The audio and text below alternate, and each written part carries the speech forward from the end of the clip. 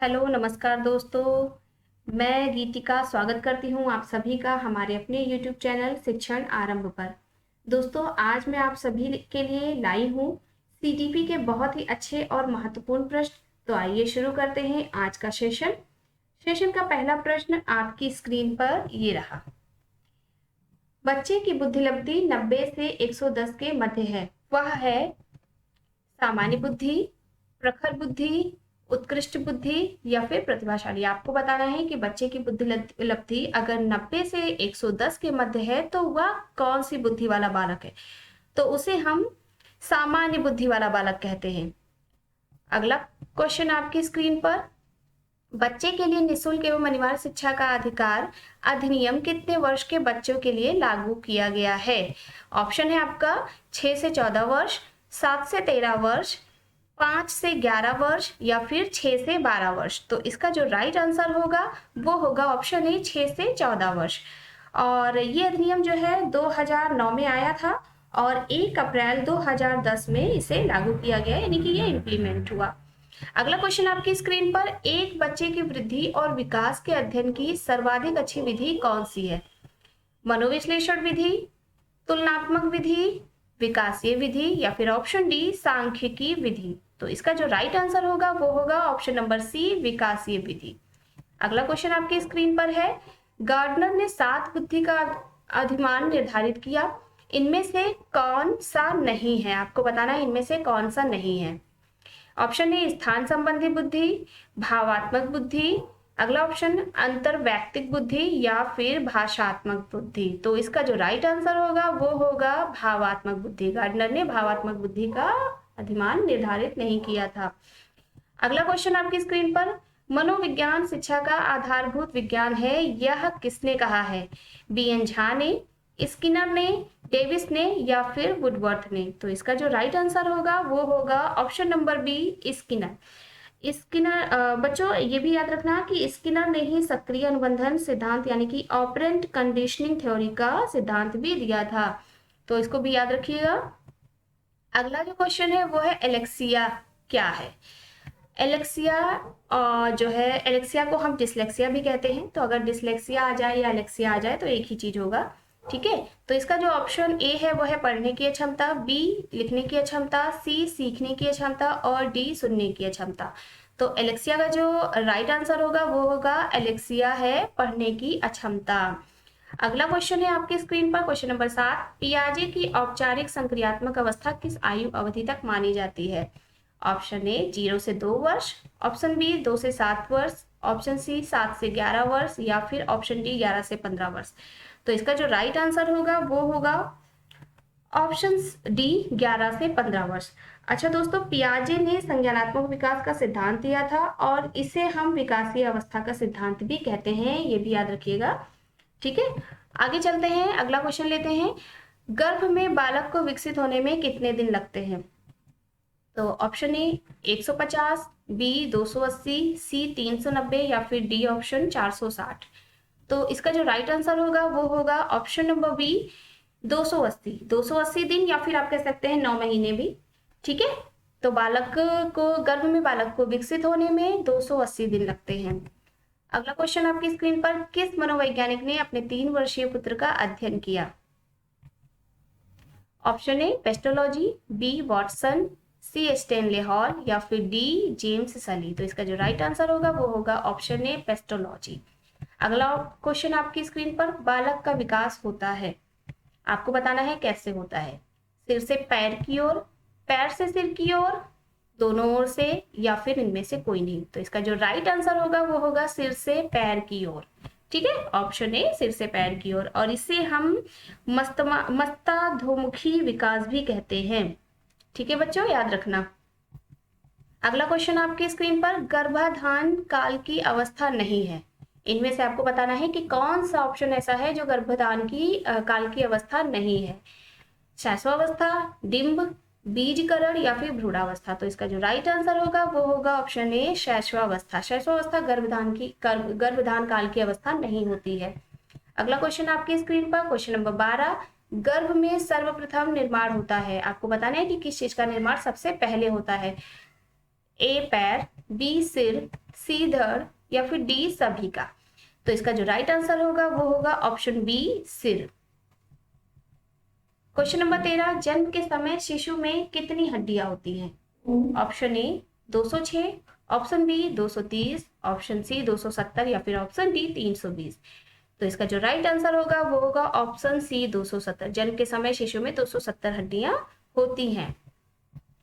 अगला क्वेश्चन है, बालक के जन्म के समय शिशु के मस्तिष्क का भार होता है, आपको बताना है कि कितना होता है। Option A 300 gram, option B 350 gram, option C 400 gram या फिर ऑप्शन डी 450। तो इसका राइट आंसर होगा 350 ग्राम। बालक के जन्म के समय शिशु के मस्तिष्क का जो भार होता है वो 350 ग्राम होता है।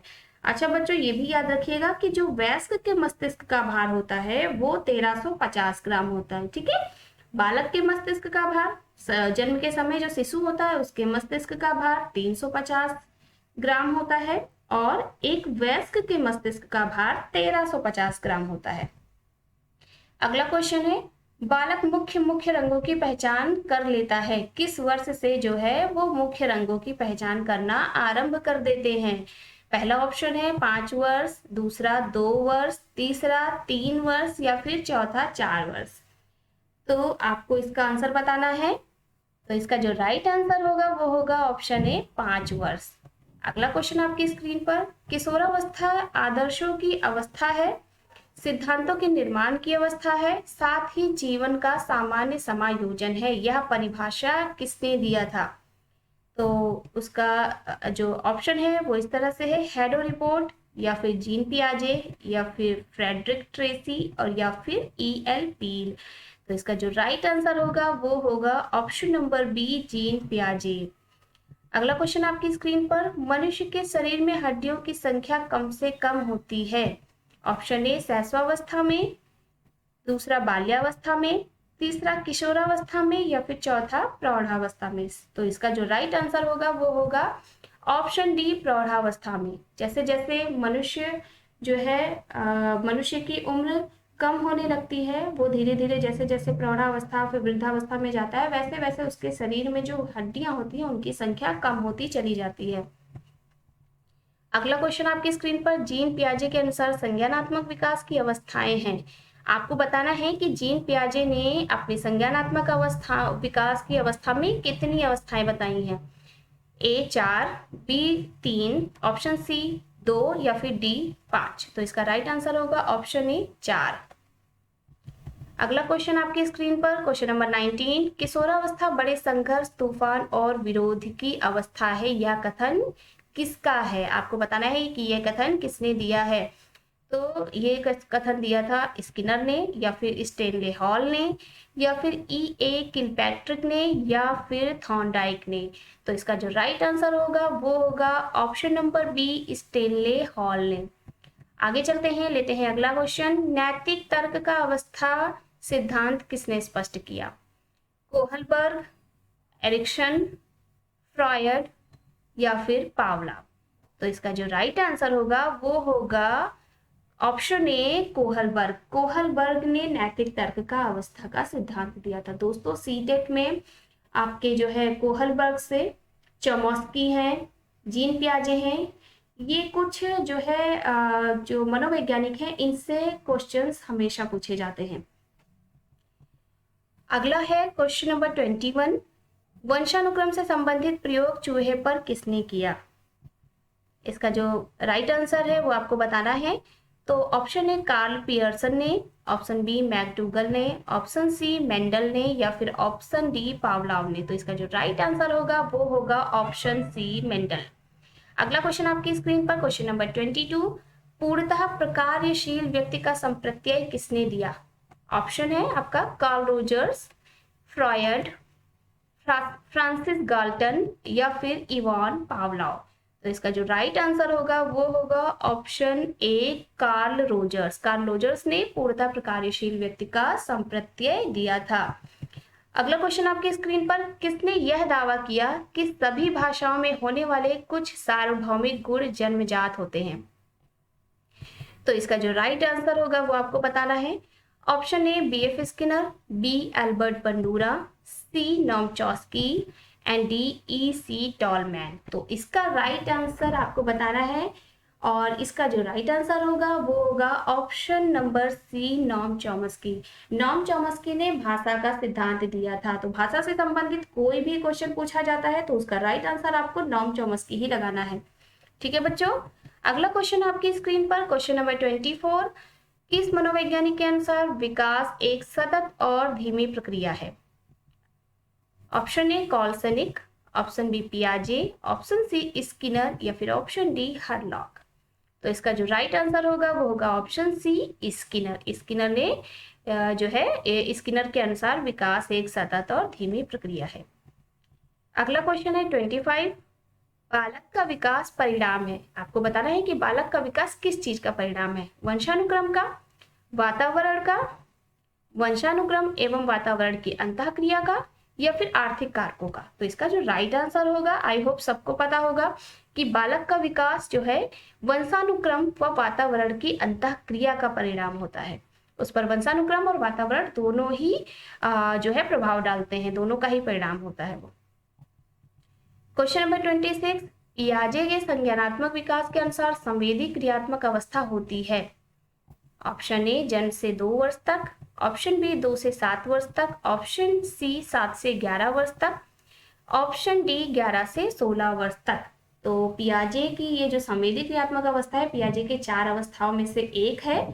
तो इसका जो एज है वो है, संवेदी क्रियात्मक अवस्था जो है जन्म से 2 वर्ष तक मानी जाती है। इसका जो राइट आंसर होगा वो होगा ऑप्शन नंबर ए, जन्म से 2 वर्ष तक। अगला क्वेश्चन 27। निम्न में से कौन सा कथन सत्य है? आपको बताना है कि इनमें से कौन सा कथन सत्य है। लड़के अधिक बुद्धिमान होते हैं, ऑप्शन बी लड़कियां अधिक बुद्धिमान होती हैं, ऑप्शन सी बुद्धि का लिंग से संबंध नहीं है, या ऑप्शन डी सामान्यतः लड़के लड़कियों से अधिक बुद्धिमान होते हैं। तो जो है इसका जो राइट आंसर होगा वो होगा ऑप्शन नंबर सी, बुद्धि का लिंग से कोई संबंध नहीं होता है। अगला क्वेश्चन आपकी स्क्रीन पर, क्वेश्चन नंबर 28। परामर्श का उद्देश्य है ए बच्चों को समझना, बी बच्चों की कमियों के कारण का पता लग करना, सी बच्चे को समायोजन में सहायता करना या फिर डी उपरोक्त सभी। तो इसका जो राइट आंसर होगा वो उपरोक्त सभी होगा। परामर्श का तात्पर्य, परामर्श का जो उद्देश्य होता है वो बच्चों को समझाना, बच्चों की कमियों के कारण का पता करना और बच्चे के समायोजन में सहायता करना, ये सभी राइट आंसर है। तो जो ऑप्शन सही होगा वो होगा ऑप्शन डी, उपरोक्त सभी। Question number 29। शिक्षा में फ्रॉबेल का महत्वपूर्ण योगदान था किस चीज के विकास में? व्यावसायिक स्कूल के विकास में, पब्लिक स्कूल के विकास में, किंडरगार्टन के विकास में या फिर लैटिन स्कूल के विकास में। तो इसका जो राइट आंसर होगा वो होगा ऑप्शन नंबर सी, किंडरगार्टन के विकास में। अगला और लास्ट क्वेश्चन आपके इस वीडियो का वो है, a biographical sketch of infant किसने लिखी है? Option A Preyer, option B Shinn, option C Darwin या फिर ऑप्शन डी स्टर्न। तो ये जो रचना है वो लिखा है ऑप्शन नंबर सी, डार्विन ने। डार्विन ने अ बायोग्राफिकल स्केच ऑफ इन्फेंट लिखी है। तो दोस्तों, अगर आपको हमारा वीडियो पसंद आया हो तो प्लीज आप हमारे वीडियो को, हमारे चैनल को लाइक करें, सब्सक्राइब करें और उसको शेयर करें। और हम आपके लिए ऐसे ही इम्पोर्टेंट चीजें लेके आते रहेंगे। थैंक यू, धन्यवाद।